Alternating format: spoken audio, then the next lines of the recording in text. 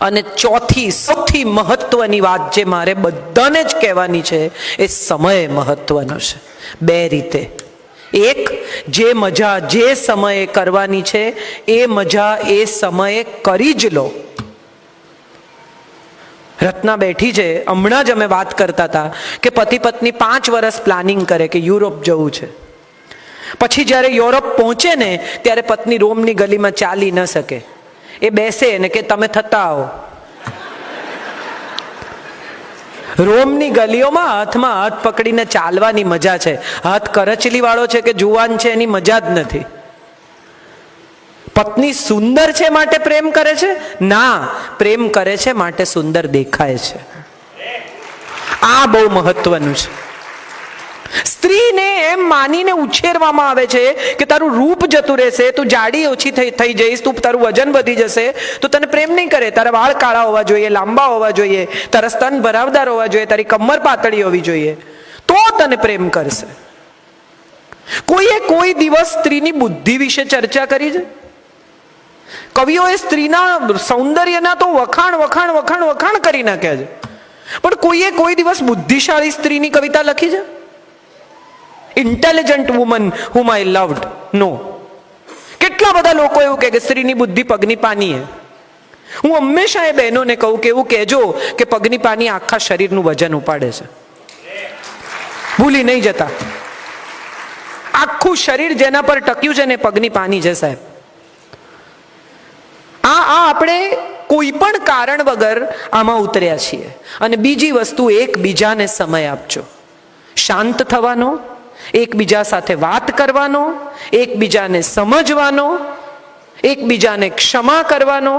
પત્ની સોરી કે ને એટલે તરત એનો એવો આગ્રહ હોય કે પતિનો મૂડ આમ ફડાક દઈને સારો થઈ જવો જોઈએ. હજી 15 મિનિટ પહેલા તો આવડી 2 કટકા ગાળો દીધી હોય અને પછી એમ કે સોરી એટલે તરત એનો મૂડ બદલાઈ જવો જોઈએ. અને ન બદલાય તો પત્ની ગરમ થઈ જાય કે સોરી તો કીધું ભાઈ સાહેબ. શાંત થવાનો પણ સમય આપો. સોરી કોઈ એવો ટુકડો, પતિનું પણ એવું છે, તારો ભાઈ આમ ને તું આવી ને તને કંઈ આવડતું નથી, માએ કંઈ શીખવ્યું નથી, આ બધું કયા પછી આવીને એમ કે સોરી, એનો અર્થ એમ કે એને તરત મજામાં આવી જવાનું. એવું ન થઈ શકે. બધા માણસો છે, આપણને બધાને આપણો પોતાનો સમય જોઈતો હોય છે અને એકબીજાને આપવો જ પડે. એકબીજાને અપાતો આ સમય જિંદગીનું ઇન્વેસ્ટમેન્ટ છે. આ વેસ્ટ નથી, આ ઇન્વેસ્ટ છે. ખૂબ સમય આપો એકબીજાને. સમજવાનો, સ્નેહ કરવાનો, માફ કરવાનો, વહાલ કરવાનો. હું કેટલા બધા એવા પતિ પત્નીને ઓળખું છું કે જે લોકો ઈંચકે બેસીને પત્નીનું માથું પતિના ખભે હોય, 2 જણા એકબીજાનો હાથ પકડ્યો હોય. આવો કોઈ સીન ઘરમાં કદી બન્યો જ નથી.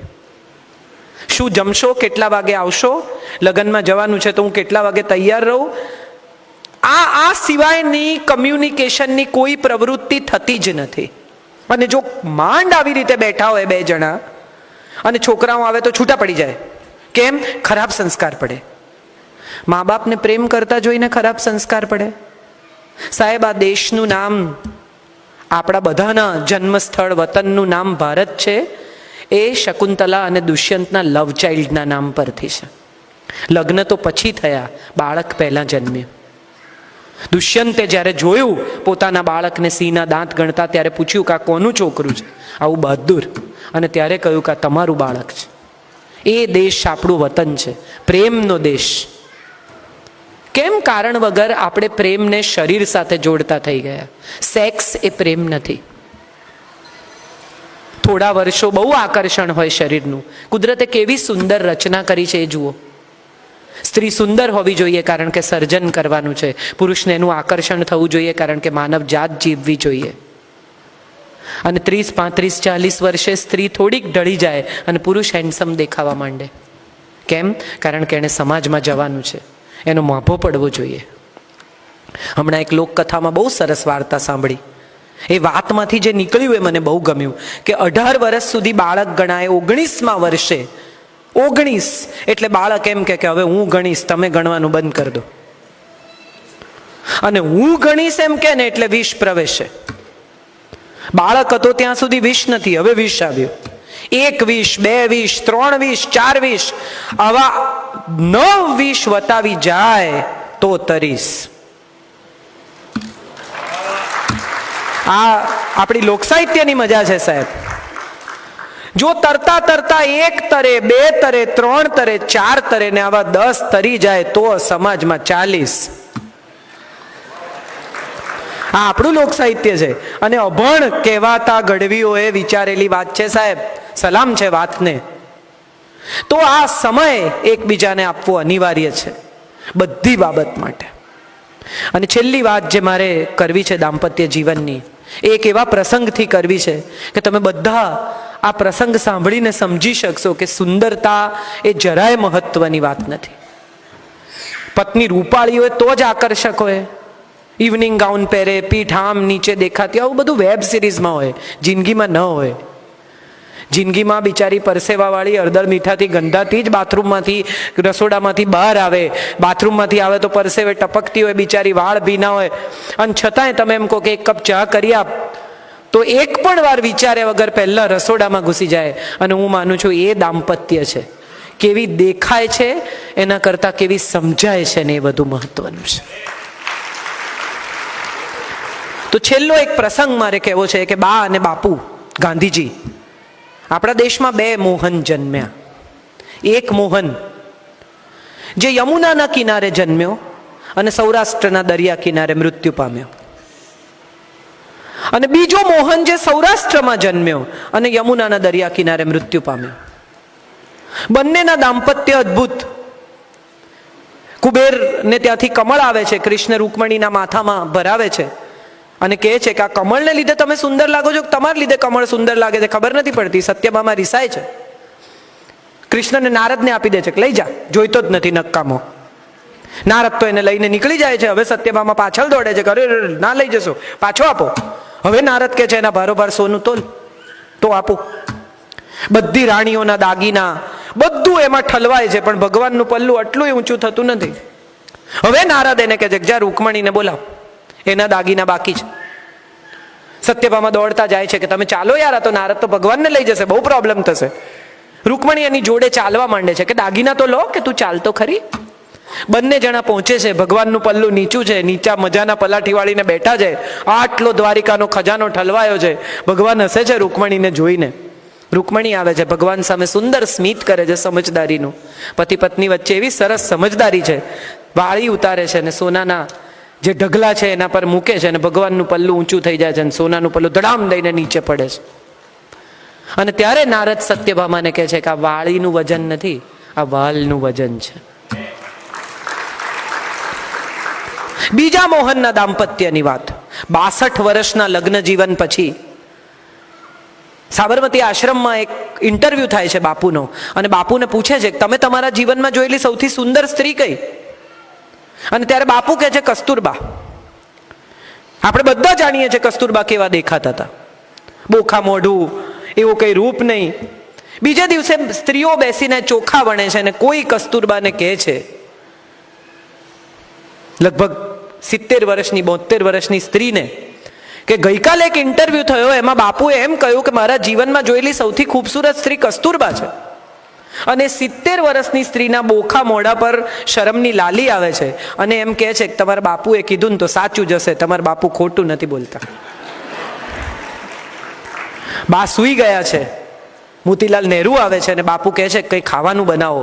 એક છોકરો આશ્રમવાસી કંઈ બનાવવા જાય છે, થાળી પડે છે, એટલે બા ઉઠીને બહાર આવે છે કે મને કેમ ન ઉઠાડી? તો બાપુ કહે છે તું સૂતી હોય ને તો તને ઉઠાડતા મને બીક લાગે. બા હસીને બોખા મોઢે કહે છે કે આવું કોઈને કહેતા નહીં.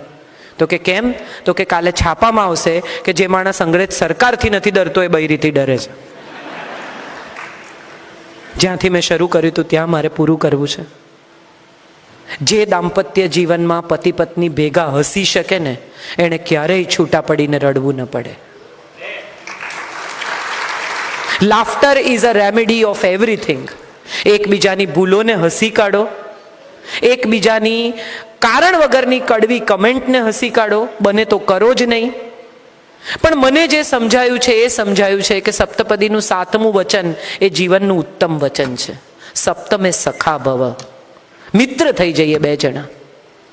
મને પૂછાયેલા સવાલનો જવાબ એ છે કે હું ને સંજય કદાચ ઉત્તમ પતિ પત્ની નહીં હોઈએ, પણ અમે ઉત્તમ મિત્રો છીએ.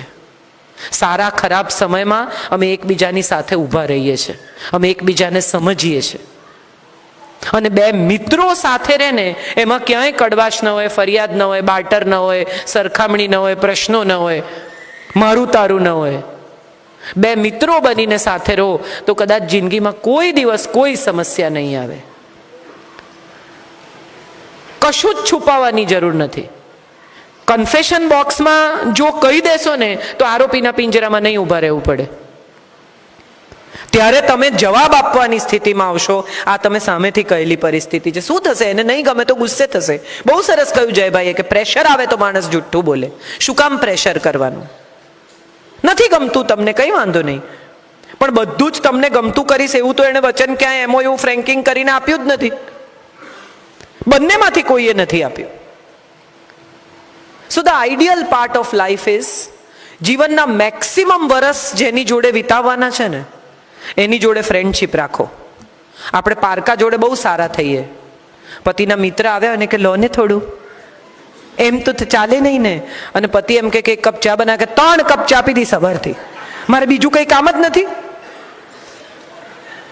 પેલા જતા રહેવાના છે, આ અહીંયા જ રહેવાના છે. જે સાથે રહેવાના છે ને એની જોડે સારા થાઓ તો એ તમારી જોડે સારા થશે. પેલા તો ભાભી ભાભી કરી વખાણ કરીને જતા રહેશે. ખરેખર જ્યારે માંદા પડીશું ને ત્યારે એકબીજાની સાથે હોઈશું.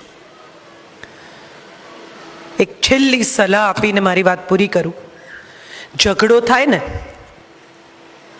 તો કોઈ દિવસ એકબીજા તરફ પીઠ કરીને નહીં સૂતા. બીજા રૂમમાં પણ જઈને નહીં સૂવાનું. એકબીજા તરફ જોઈને જ સૂવાનું. કારણ કે સૂર્યોદય થાય, આંખ ખુલે ત્યારે સમજાય કે જીવનનો નવો દિવસ આ જ ચહેરો જોઈને શરૂ થાય છે. બસ આટલું કહીને મારી વાત પૂરી કરું છું. સ્ત્રી માં છે. ઋગ્વેદનો શ્લોક એમ કહે છે કે તને 10 પુત્રો થાવ અને પતિ તારો 11મો પુત્ર બની રહો. સ્ત્રી કલ્યાણી છે, સ્ત્રી ક્ષમાશીલ છે, સ્ત્રી શાંત છે, સ્ત્રી સુંદર છે. આપવું એ સ્ત્રીનો ધર્મ છે. જમીન, સ્ત્રી, ગાય, નદી આ બધા સ્ત્રીલિંગ એટલા માટે છે કે પોતે કરેલા કશાયનો બદલો માંગતા નથી. સ્ત્રીને તમે જો મકાન આપો ને તો એ ઘર બનાવે. સ્ત્રીને જો તમે અનાજ આપો ને તો એ ભોજન બનાવે. એને જો તમે સ્પર્મ આપો તો એમાંથી બાળક બનાવે. અને જો તમે ધન આપો તો એમાંથી લક્ષ્મીમાં રૂપાંતર કરે.